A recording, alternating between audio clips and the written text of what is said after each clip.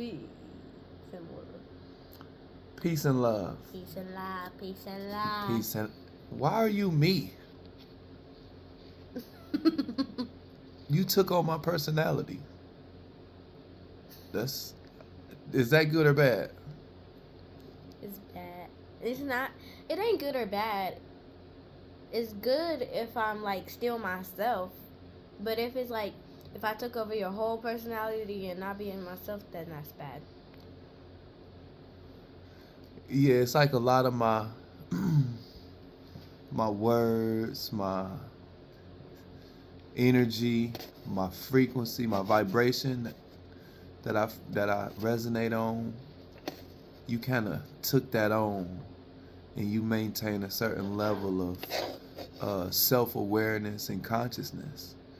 And I really believe that's plays a major part in why people will say, "Oh yeah, you're very mature for your age," because you act like me in a lot of instances. And so, you want to know one of the major shifts that happened in my life?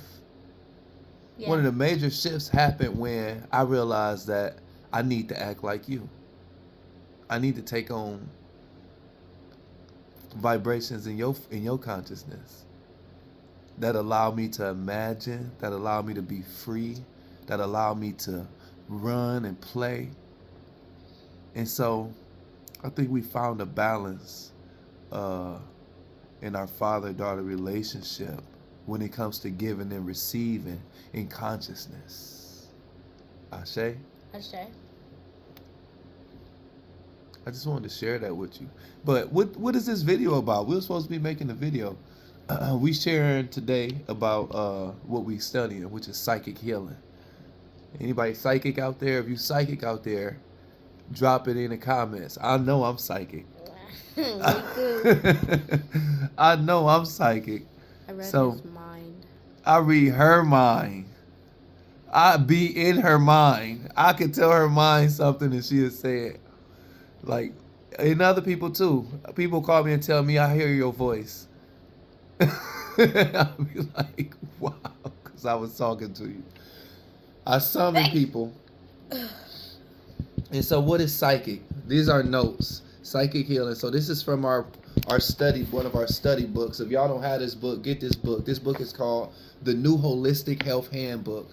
Living Well in the New Age. And it's from, I'll tell you what year it's from. It's not as recent as you would think, 1985. But when I tell you this book is amazing, it's powerful. But this chapter is called Psychic Healing. And so we just got a couple notes. And so one of the very first things, the first question is, what is psychic? What is psychic? You want to tell them what psychic is? Do you know what psychic is? Yeah. What is psychic? Psychic is to be psychic is to the extension. No, hell no. Don't Don't read this. What is being psychic to you? Okay, being psychic to me is like being able to read people's minds and like mind control. And like teleportation is psychic to me. Okay. So psychic, it says to be psychic is to be aware of the existence of a reality beyond the physical world. Having awareness of an existence of a reality beyond the physical world. So this has to do all with the invisible substance, the invisible frequencies, the invisible energies that are on higher and lower frequencies than the ones that our human bodies can see. Elevate? Oh. So in this light body, we are trapped in this light, in this spectrum where we can only see 7 colors, hear 7 octaves, and you see what I'm saying? So in this material body, you ain't in the camera though. In this material body, we trapped. We can only see certain frequencies until we open our pineal gland and allow ourselves to be able to see higher frequency visions. But to be psychic, it says, is to be aware of an existence, of a reality beyond the physical world. And so everybody is psychic. All people are psychic. Every single person is psychic. So the word psychic comes from the Greek word psychikos. And it means of or pertaining to the soul. And so this is an awareness of the soul and the soul's ability to, and its indivisibility, in connection with every other soul and every other thing in this world, in this universe. Did you want to say something? Am I talking a lot? So I just we're gonna read this. Opening up psychically can be viewed as a 3-step process. So we're gonna just share the 3-step process with y'all real quick. Okay, first step is self-discovery. Man, self-discovery for me was really just allowing myself to let go of people, places, and things, and what I was identifying myself as, to discover who I truly was. But self-discovery, you learn to recognize all that is you.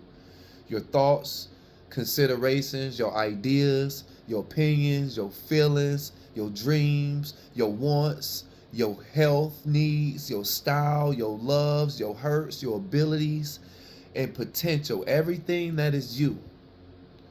You got to learn to recognize all of that stuff. That's self-discovery. That's number 1. Did I say something? Yeah. So self-discovery for me was like, to me, I was like, it's kind of what he said. I was like, okay, I have to let some things and people go. And so I did that, and it was like a lot of weight that was like carried on my shoulder from them like being there. It like had let off because I had let them go. And so now it's like, yeah, I can still, I still love them, man. I still love them, and I still like send great and good things to them, but also it's like I don't really care for them that much. So it's like, yeah, I learned myself after. You learned something that you care for and something you don't care for. Yeah. I respect that. And so when you said you send them good, you still send them good things. When you say things, exactly what are you speaking of? I'm speaking of thoughts and positive energy. Okay, and I wanted to say that and clarify it so that people out there can know what we're talking about when we say things. And so number 1 was self-discovery. That's the very first step in the 3-step process of opening up psychically. Number 2 is this step follows when you know and accept who you are and can distinguish your own creations and personality patterns from all others. Your degree of wellness or illness directly relates to the consistency, flow, and integrity of your own essential soul self or energy body. So the first step is self-discovery. The second step is allowing yourself to live in that, because you can say, I know this is who I really am, but I'm gonna fake it because maybe I don't feel good about it, or maybe I'm dealing with something and it's embarrassing. You see what I'm saying? So learning to accept yourself and then discovering yourself and then allowing yourself to be that self and not continue with the false self is step 2.